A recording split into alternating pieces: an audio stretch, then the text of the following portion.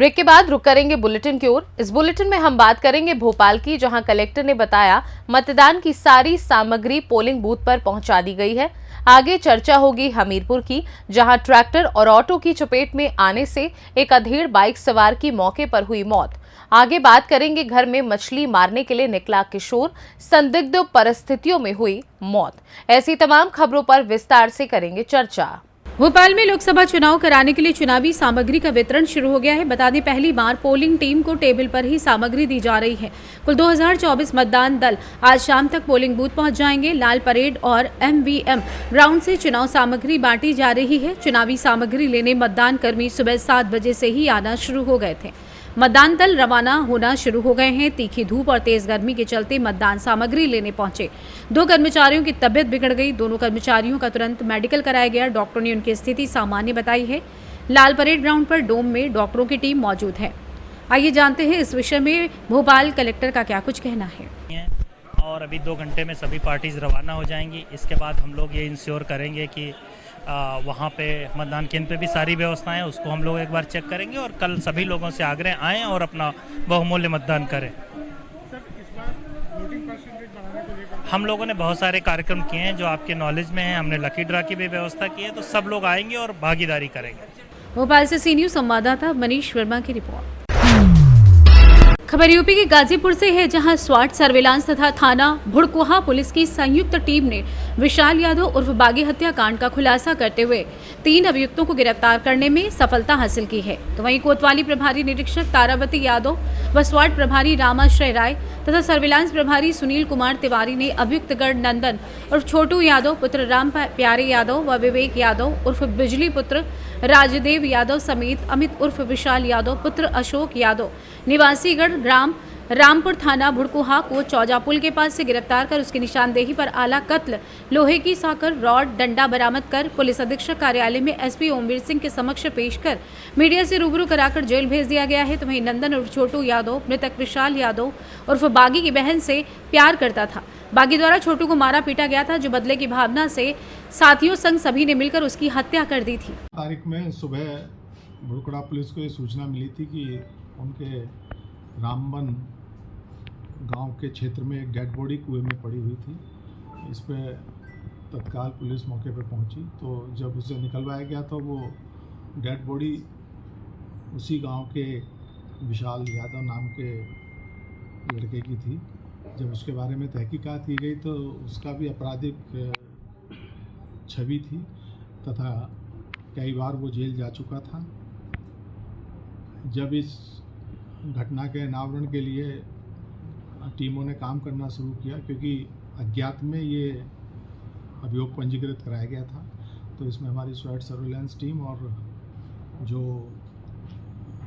थाना प्रभारी भुड़कुड़ा है, इन्होंने अथक प्रयास करके इस पूरी घटना का पर्दाफाश किया है। इसमें उसी गांव के 3 लड़के सम्मिलित पाए गए हैं और पूर्व में ये सभी सहयोगी थे, लेकिन जो मृतक था ये थोड़ा सा दबंग किस्म का था और जो अपराध किए थे उनका भी महिमा मंडन गांव में इस तरह जो उसके आसपास लड़के रहते थे उनमें करता रहता था तथा इस पूरी घटना की पृष्ठभूमि में उसे कहीं ये संदेह था कि उसकी एक सिस्टर थी, उसका जो आरोपी हैं इनसे वो बात करती थी। यद्यपि इनका ये कहना है कि नहीं करते थे, लेकिन जो भी था इससे उसे संदेह था, तो उसने पूर्व में करीब 2-1 महीने पहले इनमें से 2 लोगों की अलग अलग पिटाई करी भट्टे पे ले जाके, और इनका ये भी कहना है कि उसके द्वारा बड़ा बेरहमी से इन्हें पीटा गया, लेकिन धमकाया गया तो इन्होंने घर पे नहीं बताया, इलाज भी उसने कराया, तो उसी से कुंठित थे। और 3 तारीख की शाम को जैसे ही उन्हें मौका मिला, इन्हीं का एक सहयोगी जो है, जो अमित और विशाल है, वो उसे बुला के लाया और जो बाकी 2 अपराधी थे उन्होंने उसके सिर पे वार किया और उसे वहीं मार के करीब वहाँ से 500 मीटर दूर कुएं में ले जाके डाल दिया था। उसका मोबाइल भी इन लोगों ने छुपा दिया था छत के ऊपर वो भी इनकी निशादही पे बरामद हुआ है। आला कत्ल भी इनकी निशादही पे बरामद हुआ है और आज इन तीनों अभियुक्तों को जेल भेजा। गाजीपुर से सी न्यूज संवाददाता रामू चौरसिया की रिपोर्ट। खबर हमीरपुर से है, जहां तेज रफ्तार ट्रैक्टर ट्रॉली और ऑटो में आमने सामने टक्कर हो गई, जिसके चलते ट्रैक्टर और ऑटो की टक्कर की चपेट में आया एक अधेड़ बाइक सवार। बता दें कि हादसे में 5 लोग घायल हुए हैं। वहीं बाइक सवार की मौके पर ही दर्दनाक मौत हो गई। वहीं सूचना पर पहुंची पुलिस ने मृतक के शव को कब्जे में लेकर घायलों को नजदीकी अस्पताल में भर्ती कराया है तथा हालत गंभीर होने के चलते सभी 5 घायलों को जिला अस्पताल रेफर कर दिया है। पूरा मामला सुमेरपुर थाना क्षेत्र के बाकी रोड का बताया जा रहा है। कैसे एक्सीडेंट हुआ तुम्हारा? मालूम है तक पिए था कि नहीं पिए था, ट्रैक्टर वाला सीधा वाला आगे ठोक दिया हमने। तो मोटरसाइकिल की पंची थी, उसको भी गलत हो। तुम लोग किस चीज़ से सवार थे? हम तो जी टेम्पू से ना? हाँ टेम्पू। किसने आके टक्कर मारी? ट्रैक्टर वाले में सीधा मारी, टच्ची में था टेम्पू। किस साइड जा रहा था ट्रैक्टर वाला? ट्रैक्टर वाला जा रहा था गाँव की साइड, हम आ रहे थे यहाँ बरुआ। क्या नाम है तुम्हारा? बूरा। कहाँ के निवासी? चंदपुरवा। कितने लोग घायल हुए लगभग? एक तो दड़े में खत्म हो गया है और 4-5 लोग हैं जो ट्रीटमेंट हो रहा है। हमीरपुर से सी न्यूज संवाददाता जितेंद्र की रिपोर्ट। सोनभद्र में देश और प्रदेश में भाजपा की डबल इंजन सरकार होने के बावजूद कनहर परियोजना का सवाल हल नहीं हुआ। बता दें कि प्रधानमंत्री कृषि सिंचाई योजना से 1200 करोड़ रुपए 2 साल से नहीं दिया गया। वहीं प्रदेश सरकार ने बजट आवंटन के बावजूद 1 पैसा कनहर निर्माण के लिए नहीं दिया। परिणाम स्वरूप कनहर परियोजना का काम ठप हो गया है। सिंचाई के लिए नहरों का निर्माण नहीं हुआ, मूल बांध के भी काम लंबित हैं और विस्थापितों को मुआवजा भी नहीं मिला। उक्त बातें लोकसभा चुनाव पर कनहर परियोजना से विस्थापितों के साथ संवाद करते हुए सोमवार को ऑल इंडिया पीपुल्स फ्रंट के प्रदेश महासचिव दिनकर कपूर ने कही। वहीं संवाद में युवा मंच संयोजक प्रदेश संयोजक राजेश सचान, पूर्व प्रधान व विस्थापित नेता गंभीरा प्रसाद, पूर्व प्रधान शिव प्रसाद खरवार, पूर्व प्रधान इस्लामुद्दीन आदि शामिल रहे। मैं दिनकर कपूर हूं, ऑल इंडिया पीपुल्स फ्रंट का प्रदेश महासचिव। ऑल इंडिया पीपुल्स फ्रंट की टीम ने कनहर विस्थापित जो बस्ती है अमवार की, उसमें दौरा किया और कनहर विस्थापितों के तमाम गांवों का हमने दौरा किया। साथ ही साथ कनहर परियोजना से के सिंचाई से जो लोग लाभान्वित होंगे उन किसानों से भी हमने बात की।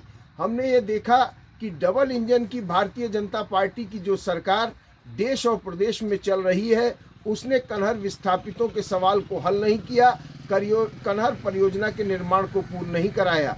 1200 करोड़ रुपए जो प्रधानमंत्री कृषि सिंचाई योजना के तहत 2 साल से मांगे जा रहे हैं, इतनी कम धनराशि का भी भुगतान नहीं किया गया। परिणाम स्वरूप आज हालत यह है कि कनहर से जो नहरें बनने थीं उन नहरों का निर्माण नहीं हुआ, सिंचाई के लिए जो मूल बांध था उसका काम ठप पड़ा हुआ है और विस्थापित मुआवजे से वंचित हैं। हजारों लोगों की सूची बनवा के आरएसएस के लोगों ने कहा था कि मुआवजे का भुगतान कराया जाएगा, लेकिन आज तक वह भी नहीं हुआ। कनहर विस्थापित कॉलोनी की हालत यह है कि संविधान में दिए गए गरिमापूर्ण जीवन जीने के अधिकार से भी कनहर विस्थापितों को वंचित कर दिया गया है। उनको ना उनकी बस्ती में शिक्षा और स्वास्थ्य की समुचित व्यवस्था है और ना ही वहाँ पर शुद्ध पेयजल, पानी, सफाई, बिजली जैसी व्यवस्था है। एक जो अस्पताल बना है परियोजना में वह ठप पड़ा हुआ है, बंद पड़ा हुआ है। इसलिए हम ये कहना चाहते हैं, हमने अपील की कि भारतीय जनता पार्टी ने जो कनहर विस्थापितों के साथ धोखा किया है वह भाजपा को इस चुनाव में हराने का काम करें। साथ ही हम विशेष तौर पर इंडिया गठबंधन सपा के प्रत्याशी से ये उम्मीद करते हैं कि वह कनहर परियोजना पर बोलें और आने वाले समय में अगर केंद्र में इंडिया गठबंधन की सरकार बनती है तो कनहर परियोजना को पूरा कराने और विस्थापितों को मुआवजा देने का आश्वासन दें। इस सवाल पर हम एजेंडा लोकसभा चुनाव के तहत गांव-गांव संपर्क कर रहे हैं और कनहर विस्थापितों से भी हमने यह अपील की है कि भाजपा को हराना इस समय का प्रमुख दायित्व है। सोनभद्र से सी न्यूज संवाददाता कुंदर चौधरी की रिपोर्ट। खबर सोनभद्र से, जहां संदिग्ध परिस्थितियों में किशोर की मौत हो गई। घर से मछली मारने के लिए निकला था किशोर। बता दें कि डाला स्थित किसी खदान में मारने गया था मछली। अचानक तबीयत खराब हो गई। जैसे सूचना पर परिजन पहुंचे, वहीं अस्पताल ले जाते हुए रास्ते में किशोर की मौत हो गई। पुलिस ने शव को कब्जे में लेकर पोस्टमार्टम के लिए जिला अस्पताल भेज दिया है। पूरा मामला डाला चौकी क्षेत्र के पत्थर खदान का बताया जा रहा है। सुरेश जी, कल आपके भतीजे को की मौत हो गई, कैसे हुई है और कहाँ पे मौत हुई है उसकी? ये जेपी सुपर के बगल में 4 नंबर खदान है, वहीं पे गए थे लड़के लोग, तीन लड़के लोग मछली मारने के लिए, और वहीं मछली मार के लड़के बाहर निकले, 2 लड़के चले आए। वो बोले कि हमारा तबीयत सही नहीं है, पेड़ के नीचे। फिर वो बैठा है, वो वहीं लेट गया, लड़के लोग छोड़ के चले आए। पता नहीं उसको कीड़ा काटा कि क्या काट दिया, कोई समझ नहीं आया। हम लोग घर से लेके हॉस्पिटल जा रहे थे, तब तक उसका मौत हो गया। तो ऐसा तो नहीं कि प्रचंड गर्मी पड़ रही है? और तो ये तो हम तो नहीं थे घर पे, तो क्या बताएं कि कैसे क्या हुआ। लेकिन सुबह में लड़का अच्छा था और खेल कूद रहा था, बहना से साइकिल से चल रहा था, साइकिल से ही गया था। तो वो लोग धूप में मछली मार रहे थे या कहीं छाँव वगैरह थी? नहीं, धूपे में तो मार रहे थे मछली। तो ऐसा तो नहीं कि गर्मी वगैरह से इतनी तेज़ गर्मी पड़ रही है और उसके पानी वगैरह की समस्या या पानी न पीने के कारण धूप वगैरह मार दिया? लगने का कोई संभावना नहीं है, क्योंकि वो पानी में ही थे, तो धूप कहाँ से लगेगा उसको? पानी से बाहर आए और पता नहीं, वो बोला कि हमारा तबीयत सही नहीं है, नहीं लग रहा है, हम पेड़ के नीचे थोड़ा आराम कर लें तब फिर आएंगे। इतने में वो लड़का नहीं आया। 5 बज गया। जब घर से गए तो देखे तो लड़का वहीं बेहोश पड़ा था। सोनभद्र से सी न्यूज़ संवाददाता मुकेश द्विवेदी की रिपोर्ट। फिलहाल के लिए बुलेटिन में बस इतना ही। वक्त है एक छोटे से ब्रेक का। ब्रेक के उस पार खबरों का सिलसिला लगातार जारी है। आप देखते रहिए सी न्यूज़ भारत।